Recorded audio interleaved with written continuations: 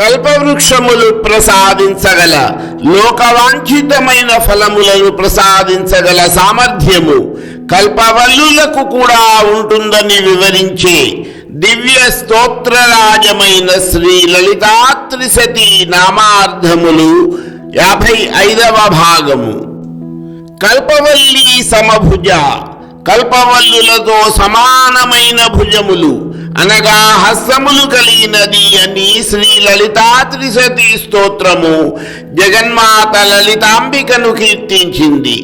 దివ్యమైన నందన ఉద్యానములలో ఉన్న కల్పవృక్షములు ఏ విధముగా ప్రసిద్ధమై ఉంటాయో అదే విధముగా ఆ కల్పవృక్షములకు ఉండే వల్యాదులు అనగా తీగలు కూడా అంతటి ప్రసిద్ధములై ఉంటాయి.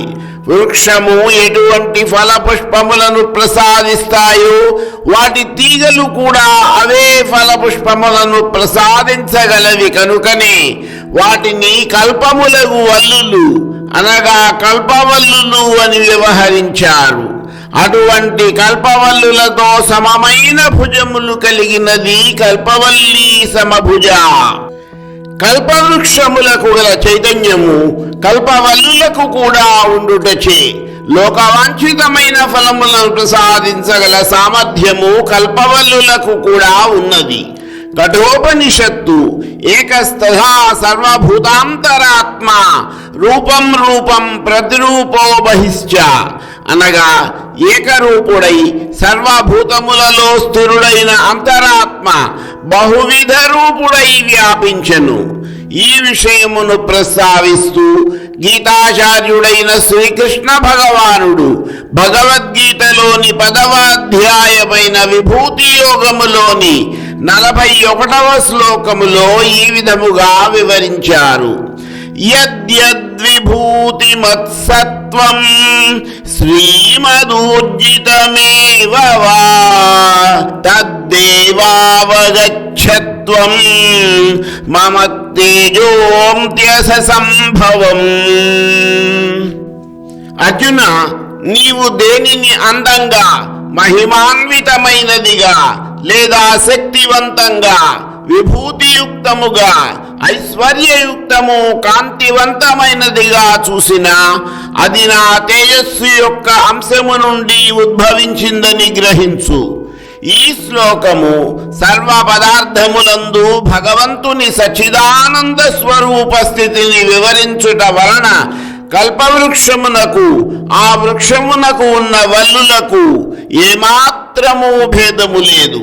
కల్పవృక్షమునకు కల్పవల్లులు భుజములైనట్లే శ్రీమాత అనబడే కల్పవృక్షమునకు ఆ తల్లి కల్పవల్లులు భుజములైనందున శ్రీ లలితాత్రిశతి స్తోత్రము పరమేశ్వరిని కల్పవల్లి సమభుజ అన్న నామముచే కీర్తించినది.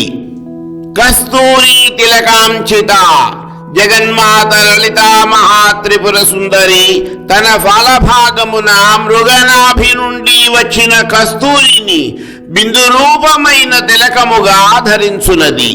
ఆ విధముగా అలంకరించుకున్న కస్తూరి తిలకముతో అలరారుచుండుట వలన పరమేశ్వరి యొక్క లోకాతిశయమైన ముఖము యొక్క సౌందర్యము ఇనువయించుటచే శ్రీ లలితాత్రిశతి స్తోత్రము పరమేశ్వరిని కస్తూరి తిలకాంచిత అన్న నామముతో కీర్తించినది. తన ముఖమున కస్తూరి తిలకమును ధరించి విరాజిల్లే పరమేశ్వరిని శ్రీ లలితా సహస్రనామ స్తోత్రము ముఖచంద్ర కళంకాభం మృగనాభిశేషక అన్న నామముతో కీర్తించింది. చంద్రబింబము వంటి ముఖమున పరమేశ్వరి మృగనాభి అనగా కస్తూరి మృగము యొక్క నాభి నుండి ద్రవించిన రసముచే ఏర్పడి పవిత్రము సుగంధభరితమైన బొట్టును విశేషముగా ధరించినది.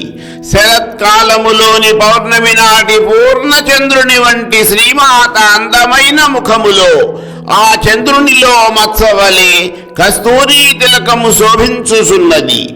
ఏ విధముగా చంద్రునిలో మత్స సహజమో అదే విధముగా జగన్మాత ముఖమున కస్తూరి తిలకము అంత సహజము. అటువంటి కస్తూరి తిలకమును ధరించిన బాలకృష్ణుని శ్రీకృష్ణ స్తోత్రము ఈ విధముగా స్తుతించినది.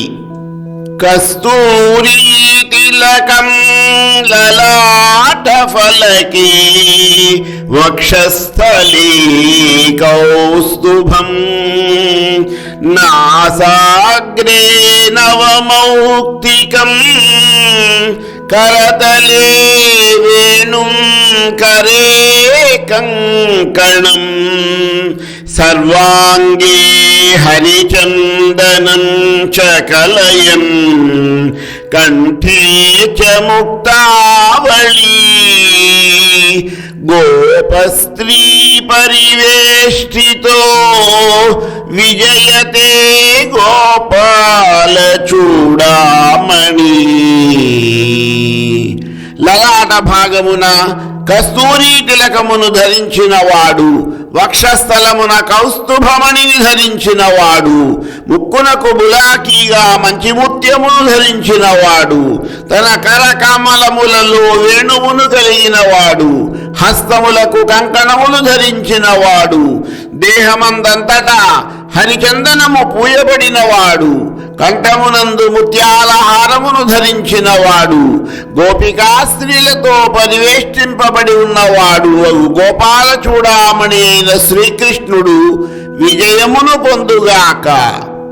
హకారార్థ పంచదశీ మంత్రము జగన్మాత యొక్క నిర్గుణ స్వరూపమని, ఆ మంత్రములో వాగ్భవ కామరాజ శక్తి కూటములు అనే 3 కూటములు కలిగి అందులో మొత్తము 15 అక్షరములు క ఏ ఈ లహ్రీం హసకహలహ్రీం సకలహ్రీం జగన్మాత యొక్క అవయవములుగా ఉన్నాయని, అందులోని ఒక్కొక్క బీజాక్షరమునకు 20 నామములు చొప్పున మొత్తం 300 నామములతో శ్రీ లలితా త్రిశతి ఏర్పడినదని మనము ఇదివరకే గ్రహించిన విషయమును తిరిగి మీ దృష్టికి తీసుకుని వస్తున్నాను. ఇప్పటి వరకు మనము గ్రహించిన 160 నామార్థములలో మొదటి కూటమైన వాగ్భవ కూటములోని 5 బీజాక్షరములకు చెందిన 100 నామములను, రెండవ కూటమైన కామరాజ కూటములోని హ స క అనే 3 బీజాక్షరములకు సంబంధించిన 60 నామములను, వాటి అర్థములను తెలుసుకున్న మనము ఇప్పుడు 4వ బీజాక్షరమునకు సంబంధించిన హ అను అక్షరంతో ఉన్న 20 నామములలో మొదటిదైన హకారార్థ అన్న నామమును గ్రహించడానికి ప్రయత్నిద్దాము. హకార బీజము ఆకాశ బీజము. ఈ బీజమునకు అర్థము పరమేశ్వరి యొక్క చైతన్య స్వరూపము.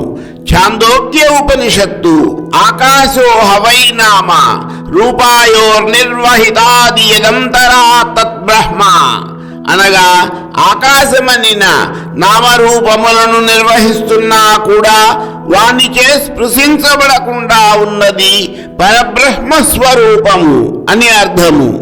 మరికొన్ని నామార్థముల వివరణ నా తదుపరి వీడియోలో